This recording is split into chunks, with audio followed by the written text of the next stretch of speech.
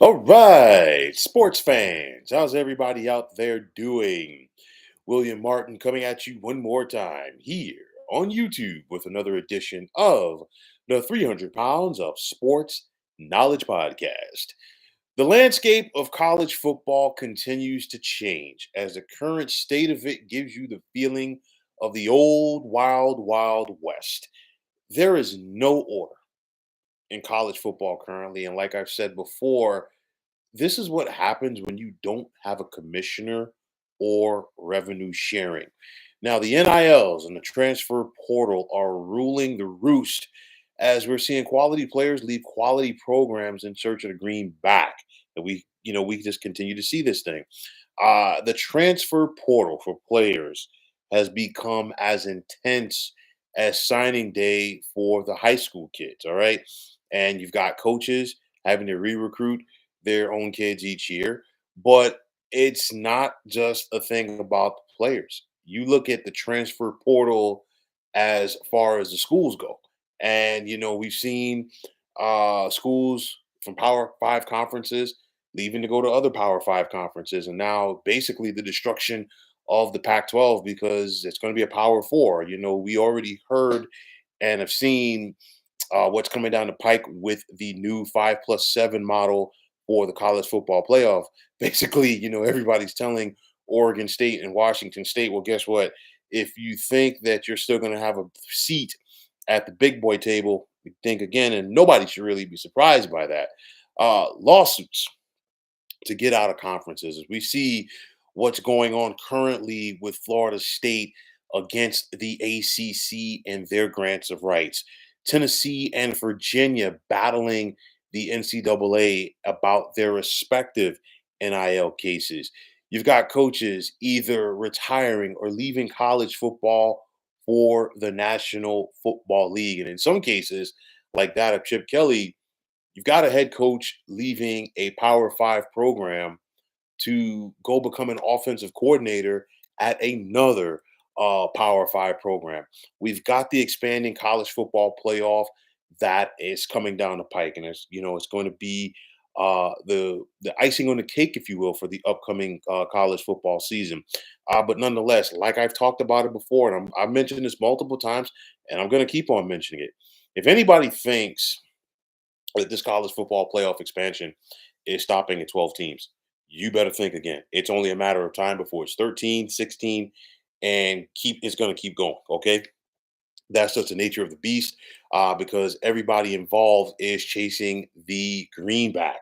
Watered down bowl games. And like I talked about this during bowl season, it's only going to get worse the more that the college football playoff is expanded because, again, it is just going to continue to create or make the gap even bigger, if you will, between the haves or have not.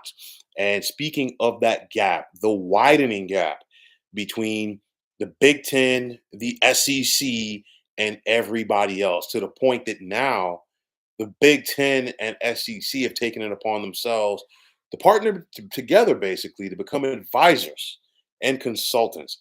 Where is this going? This is going to be very interesting here. But nonetheless, everything that I have mentioned could be better if there were some regulations in place because things have gotten way out of control in college football. And I got news for you. I've said this before and I'm going to say it again. This thing is going to continue to get worse depending on how you're looking at it. Now, by hook or by crook, I guarantee you, Florida State is going to leave the ACC. It's going to happen, all right? One way or the other. And the other thing is this: the Southeastern Conference, at least for now, has said that they're not looking to expand, but they're not going to have a choice but to take Florida State, as well as whoever else wants out of that league. Because at the end of the day, if you're Florida State, it's either you're going to the ACC, pardon me, you're going to the SEC rather, or you're going to the Big Ten. And I guarantee you, the SEC rather, does not want the Big Ten opening up shop in their backyard. So they're going to have to take Florida State. And I guarantee you, FSU is not leaving the Atlantic Coast Conference on their own. They're going to take at least two, maybe three other teams with him.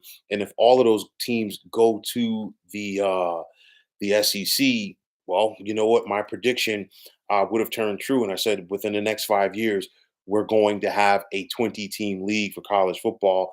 And honestly, it's only a matter of time before we might see a 25 team league. This is how this thing has gotten out of control, and it's only going to get worse if you don't get a semblance of order. And this is what happens as the gap again is going to continue to keep growing between the haves and the have-nots. So make no mistake about it. Players do deserve to be paid. Okay, I am not here to sit up there and say, you know what, the old system needs to come back. No, but there definitely needs to be some semblance of order as far as the NILs and the transfer portal. Okay, and it for me, I think players, as far as the transfer portal goes, I think they should automatically have one time where they're clear to go, because sometimes things change from your recruiting trip to when you get on campus and you play. It might be an uncomfortable situation. You might just say, "Hey, this ain't working for me. Let me go."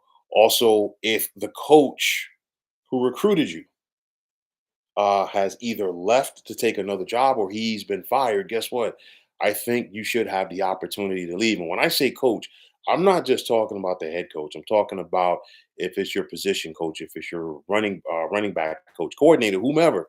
You should have the opportunity to go someplace else. But in the case of where guys are just transferring just for the sake of transferring, I think the old rules, in my opinion, should come into play. If you are going to transfer, you should sit out a year. But then, at the other token, it's tough because these coaches take other positions and they don't have to sit out as well. That's why I think, for me, if a guy does get recruited to a school and the head coach does decide, or whomever decides to leave, that guy should have the opportunity to go elsewhere. But you just look at it and you just have to wonder what's next for college football, because you look at it from the outside looking in and this is just screaming uh to have more semblance of order. And right now there's a battle between, I really can't say the battle between the group of five, because for the most part they're just trying to hold on to this runaway freight train as long as they can. But within the power four, you've got the Big Ten and the SEC setting the pace at the front of the pack. And then you've got the Big 12 and the ACC trying to hold on. And in this case, the Big 12 is on stronger ground than the ACC is, because, like I said before, Florida State is not leaving by themselves. You've got other schools there that are going to look for an out. And like I said, that's probably going to push the SEC to 20. The only reason why Cal and Stanford are in the ACC right now is because they couldn't get an invite to the Big Ten along with USC, UCLA, Oregon, and Washington. But I guarantee you, if that changes and the Big Ten wants to, add to their West Coast footprint, well, guess what? Cal and Stanford are going to be there as well. So I don't like the scenario for the ACC by the next time we're talking about TV deals. Why? Because last time around we saw the demise of the Big East as a football conference. This time around, we've seen the demise of the Pac-12 as a football conference. And at the end of the day, the other remaining Power Fours, if you will, it's a dog eat dog world. And I think the ACC could be the odd conference out. But again, this is what happens when you don't have a semblance of order. This is what happens when you don't have true leadership. College football needs a commissioner. College football needs revenue sharing, because at the end of the day, it's not just a trickle down effect for these conferences. It's also a trickle down effect for all of these other sports, for these schools. And again, like I've said before in the past, and I'll continue to say it, the travel amenities, you name it, are not the same when you're playing on a lower tier sport in comparison to college football. It might be one thing to go cross country for a weekend for a football game, but it's a little bit different when you're talking about doing it for other sports. And this is just maintaining contests within said conference. But again, this is a runaway freight train. Somebody's got to get ahead of this thing sooner rather than later, or else college football will continue to be out of control. So, folks, that's going to wrap it up. And as always, I want to take this time out to thank all of you for tuning into the 300 Pounds of Sports Knowledge podcast here on YouTube. I want to take this time out to thank all of you fine folks out there for tuning in. And if you haven't already, please feel free to subscribe to this channel. Now, if you're on the X, formerly known as Twitter, please feel free to follow me at 300 Pounds of Sports.